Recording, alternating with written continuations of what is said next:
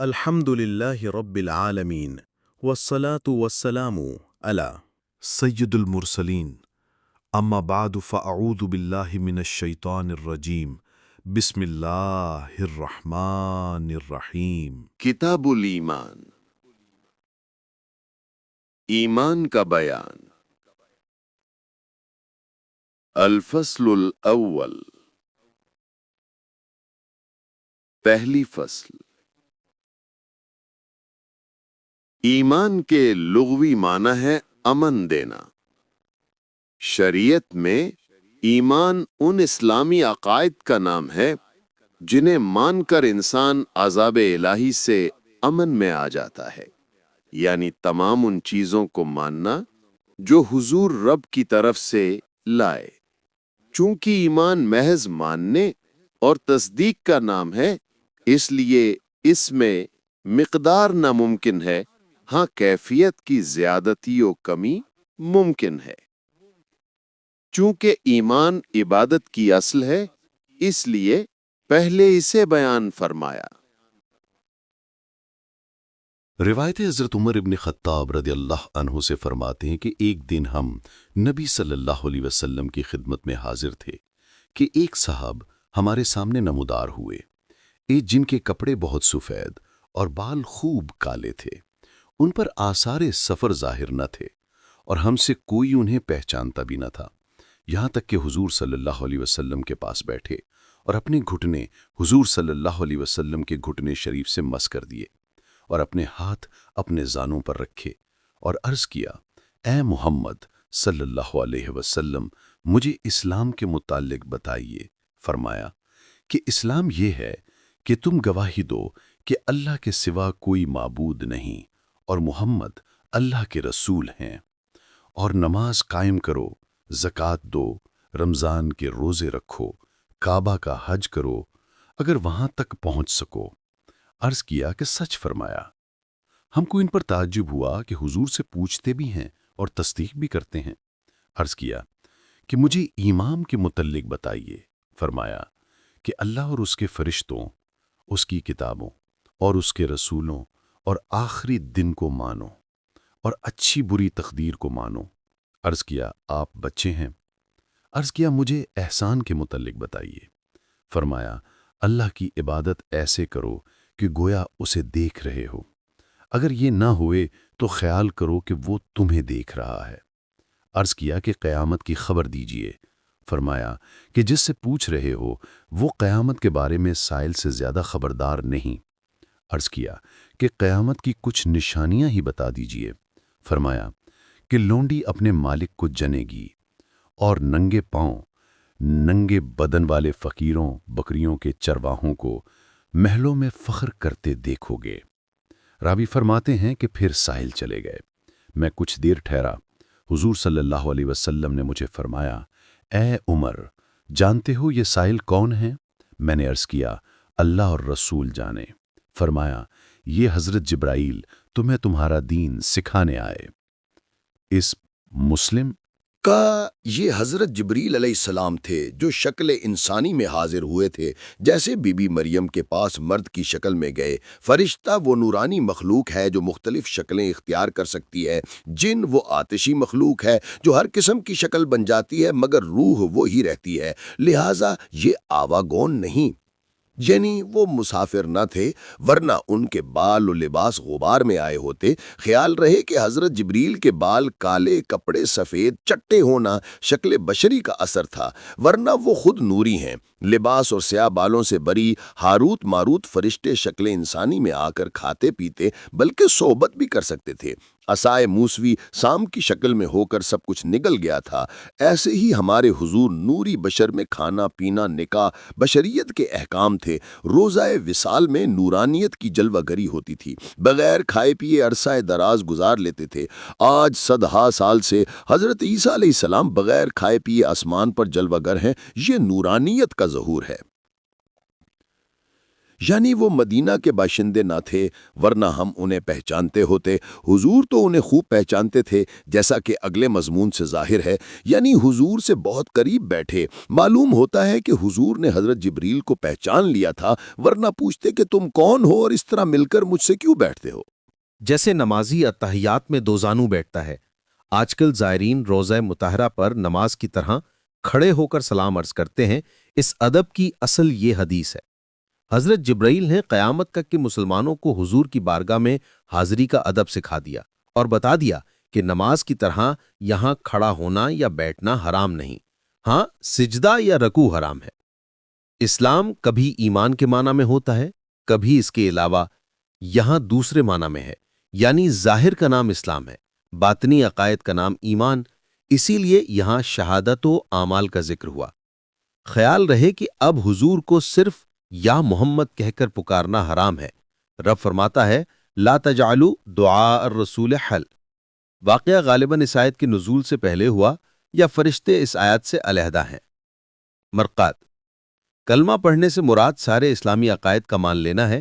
جیسے کہا جاتا ہے کہ نماز میں الحمد پڑھنا واجب ہے، یعنی پوری سورت فاتحہ۔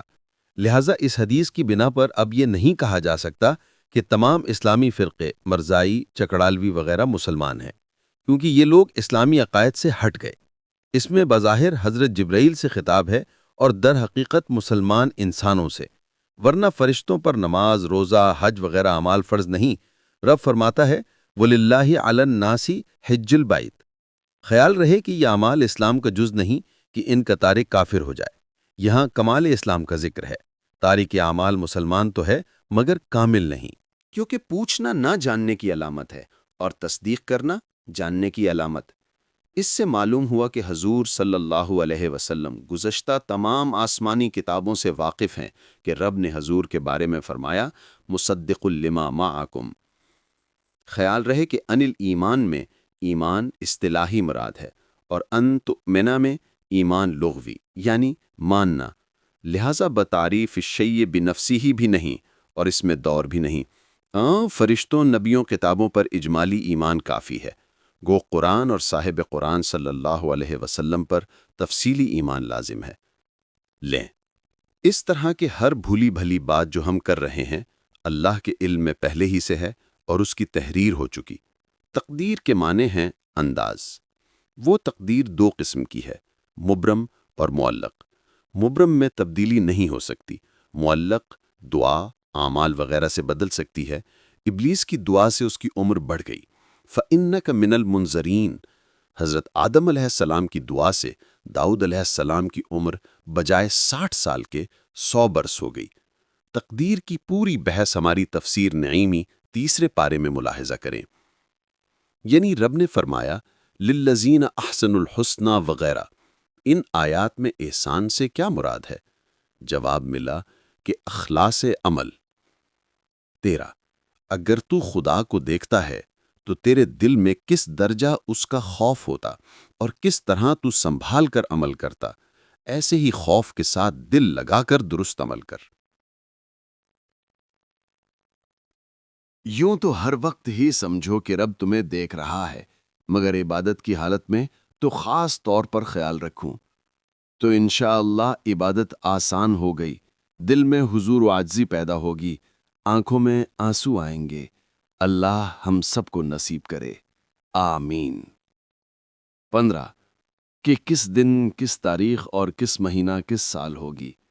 معلوم ہوتا ہے کہ جبریل امین کا یہ عقیدہ ہے کہ حضور کو اللہ تعالیٰ نے قیامت کا علم دیا ہے، کیونکہ جاننے والے سے ہی پوچھا جاتا ہے۔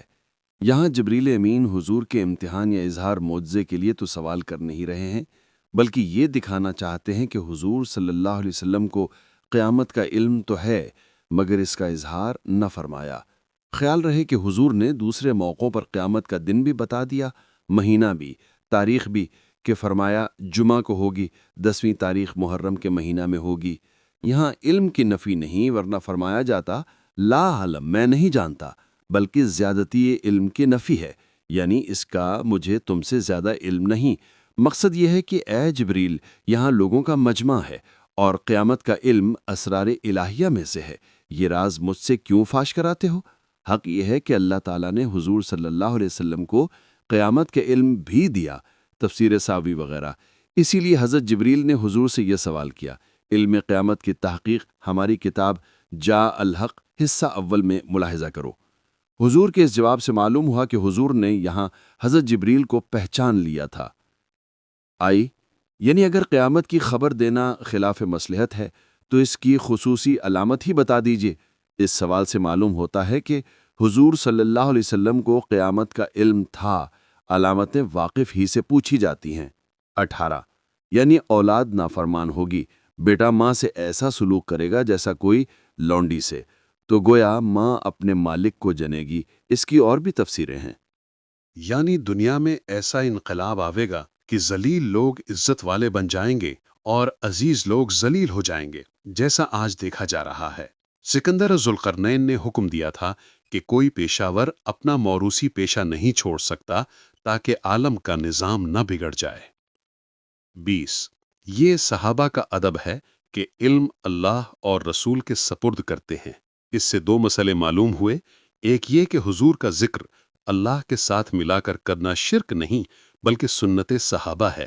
یہ کہہ سکتے ہیں کہ اللہ اور رسول جانے، اللہ اور رسول فضل کریں، اللہ اور رسول رحم فرما دیں، اللہ اور رسول بھلا کرے۔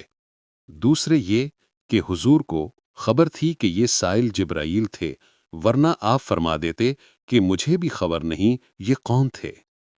21 یعنی اس لیے آئے تھے کہ تمہارے سامنے مجھ سے سوالات کریں، تم جوابات سن کر دین سیکھ لو۔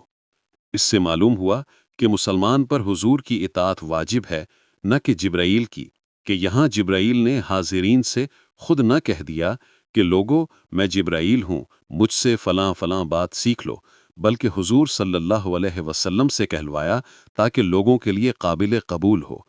جبرائیل کے معنی ہیں عبداللہ، جبر بمانہ عبد، ایل اللہ بزبان عبرانی۔